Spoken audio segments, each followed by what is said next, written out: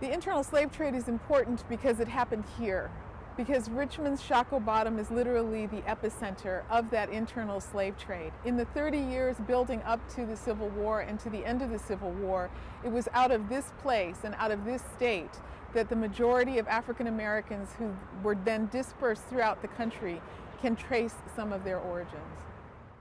When most people hear the term slave trade, they think about the international slave trade, the trade that forcibly enslaved 12 million Africans and brought them to the New World. About 500,000 of those Africans were brought to the United States. The internal slave trade is the trade that emerged after the end of the international slave trade.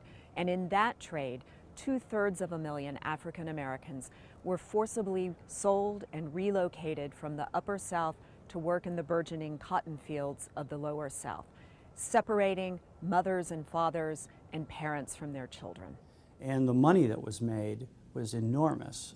Probably it was the biggest industry, if you want to call it that, in Richmond and maybe even the United States at that period. That wealth then went out to people who were, for instance, running cotton mills in the North, England, internationally.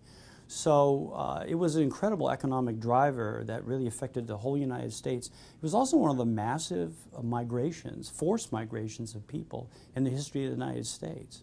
So Richmond was really an epicenter of this system. It's important for people like me who, even though I grew up on the West Coast, learned that one of my ancestors, no, in fact, two of my ancestors were actually sold out of Richmond. It makes Richmond my city. It makes Richmond the place that I come to in order to connect with the history of my family, but also the history of the United States.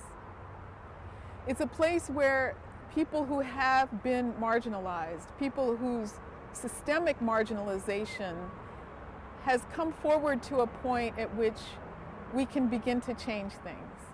We can look at this place and see it as a point of progress, but only if we can fully acknowledge what happened here. What happened here was profound, it was complicated, and it needs to be revealed and it needs to be talked about.